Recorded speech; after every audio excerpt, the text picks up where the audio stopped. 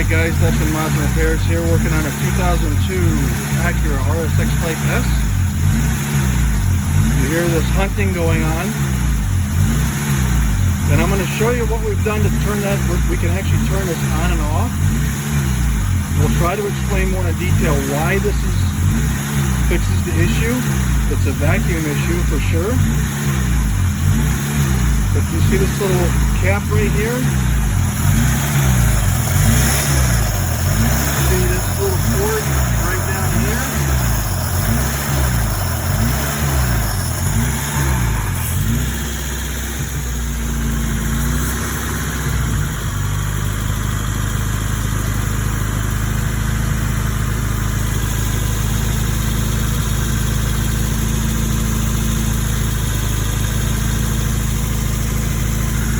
The engine's a little hot, sorry, and I had the video goofed off like that, but okay, so you can see we've got it capped off. No more hunting.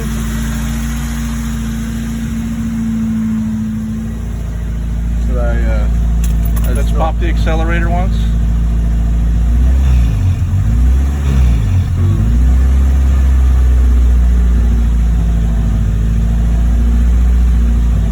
Still up there pretty high.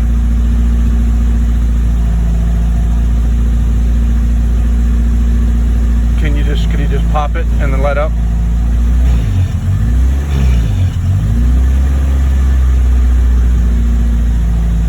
Okay, let's shut the car off.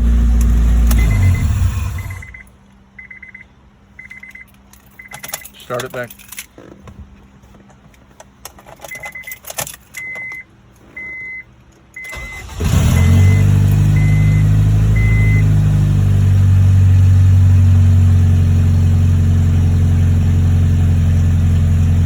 See if that RPM drops down a little bit. We're what, about 1300 right now?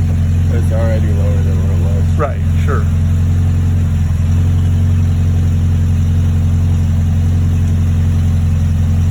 So I think what we're going to do is we're going to do an idle learn on this, but you can definitely tell that the hunting's gone. Idle's, you know, a little high, maybe 350 RPM too high. I know it's supposed to be somewhere down in the 700s, like 700, 750, depending on what you've got on, but we haven't done an idle learn on this car since we had it apart.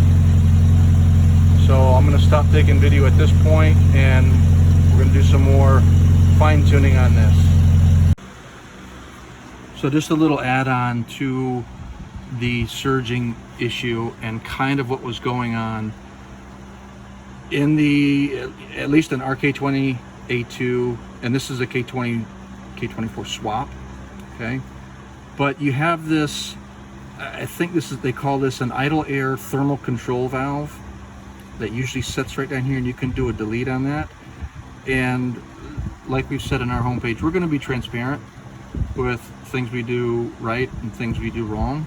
And one of the things that was done was we had capped this off, and the vacuum side for that thermal control valve,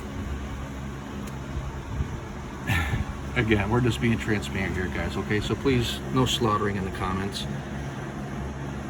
One of the guys had just taken that hose there and run it over here under the intake side where this vacuum line went and just pushed it on there. And although it looked, quote, functional, what that did is the same thing as taking that cap off. Is that line running from there over to here still acted as a vacuum leak, okay? Because, you know, you got the air filter down in there. There's nothing, this is just open to the atmosphere over here where it goes inside. So they function the same way. So just a note, you do the delete, make sure you do the cap off here as well, because in a roundabout way how this works is that thermal control valve, there's coolant that goes in there, and based on the temperature of the coolant, it opens a valve inside there that introduces or reduces the amount of extra air or vacuum, if you will, that's introduced into the motor. Okay, cold start conditions, and then once the car warms up, it should be, you know, shut off. But just being transparent with you, make sure you block that sucker off right there. That was our surging problem, and it's also indicative. It should tell you, give you a big hint that if you've got surging, that's what a vacuum leak will do. So whether it's that or something else, check all your vacuum hoses. If you can get a hold of a smoke machine, you can get them on Amazon for like $100. I'll put a link to the one that we have down below. We've used it before, and it's amazing how quickly you can find little vacuum leaks throughout your system. Cracks in hoses on the underside of the hose, like on fittings here, that you'd never see because you're always looking down at them. But yeah, so again, just being transparent, hopefully that helps somebody out. Okay, so I think at this point in the video, it's time to interject a little bit of extra information on what went on here. And we debated on whether to put all the previous video in, because to be honest, that did fix a problem, but did not fix the problem with the surging. But we decided to leave that in there because we wanted to be transparent with how we went about finding the problem. So what we were experiencing was some surging, but we still had the very high idle present. So when we messed with that thermal control valve and that the vacuum line run incorrectly, yes, it did correct some surging, but it did not address our high idle, and eventually another surging issue that showed up. And that's going to be what we're going to show next, is how we ended up finding what was being masked and the eventual surging issue. And one of the things I want to point out is that we did talk about a smoke machine, and this is a very important point that I want to share with you all, because when we smoke tested the machine, or smoke tested, excuse me, the car, the smoke testing is not 100% in what I'm getting ready to say. We capped off immediately at the throttle body, and what you're getting ready to see in the video will not show up because the leak in a way was internal, and so we didn't have a real way of seeing what we found out next. What you're getting ready to see was a internal leak. I call it internal, but it really is in the throttle body that was causing the surging and the high idle. And so I just wanted to be transparent on that. Be careful and be thinking about, when you're smoke testing an engine, that you be mindful of not just, oh, hey, where do I have leaks in hoses or ports that, you know, are to the atmosphere, but you may actually have leaks through any part of the intake side of the engine, and it may be masked when you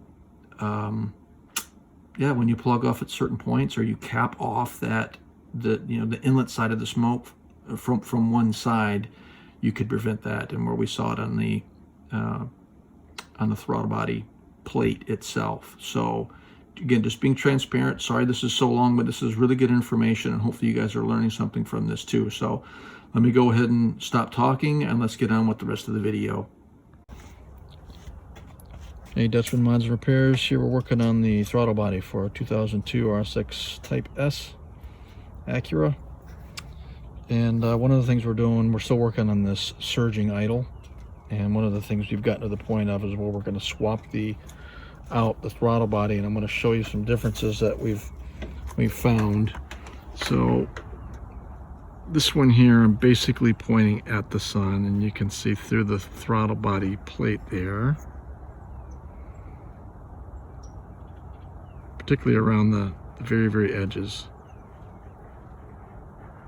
No sunlight, meaning that butterfly valve, or pancake valve, however you want to call it, is seated pretty good up against the throttle body. And on this throttle body, you can see sunlight. All right. See that all around the edges, the sun? I'm actually got this throttle body pointed right at the sun, so you can see it. So that's telling us that that butterfly or flapper valve or whatever you want to call it, pancake valve, the throttle body is not seated all the way back. So at idle, and we don't know what the root cause is, we could get to that later, but one of the issues we have is when you're off throttle, after warm-up in particular, we've got a surge, which, if I were to put in my 2 cents here, that would basically, that's acting like a vacuum leak, because you have the IAC valve that's being regulated by temperature, right? And that's allowing X amount of air to come through, but then you don't have the plate here seated. So you're actually introducing more air in, and the computer's going to get in kind of a battle with itself. And if you ever wanted to like see, hey, what will a vacuum leak do to a car? We could actually demo that later, but and we've actually duplicated a vacuum leak. If you pull a hose off and introduce a vacuum leak, you actually get a surging condition. I won't say that's all the time, and it certainly depends upon the size probably, but that's going to act, if this isn't seated all the way, it's going to act like you got a vacuum leak, because the computer's expecting this via the TPS to be all the way back, which the TPS is showing. We went in K-Pro and it does show that it's seated all the way. So there's already a disconnect mechanically and electrically to the computer, so it's expecting this closed, and it's adjusting fuel air mixture based on everything from the IAC valve. And yeah, so it's going to be kind of confused, and it's going to do some hunting, so we'll see what we get out of this. All right, now everybody, we're back up with a little bit of an update here.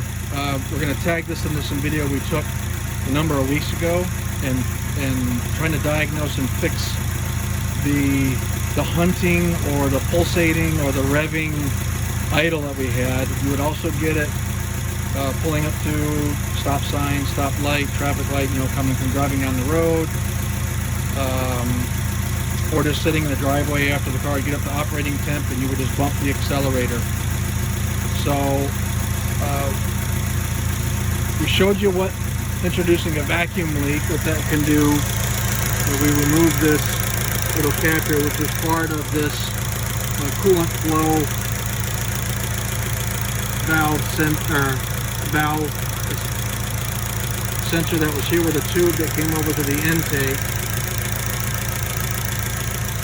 The root cause in our problem was in fact that the pancake valve or the butterfly valve or the throttle plate, however you want to think about it, within the throttle body, there must be a very, very, very slight, some kind of gasket or material that seals off the valve when it comes back. We swapped the plates. We're going to show you, or we either have shown you or we're going to show you what the old throttle body looks like with the gap that you can see through, and this one it does not. That's all we've done, and we have a perfectly idling vehicle right now. It's idling down around 850. When we warmed up, when it cold start was up around 1250 to 1300 RPM, and it slowly came down to 850, which is where we set it in K-Pro.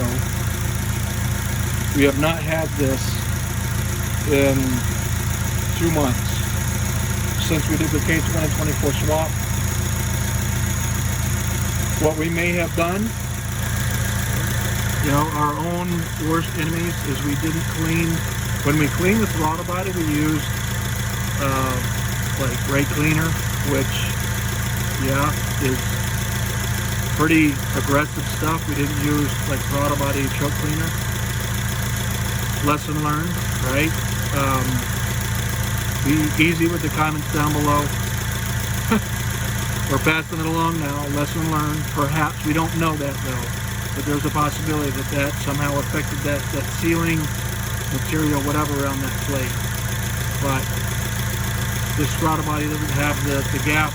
The car's purring like a kitten right now, and hopefully this project and this lesson learned will help somebody else out. If you don't mind, leave some constructive comments down below. If you like the video, give us a thumbs up. Feel free to subscribe to the page too. And yeah, have a good one.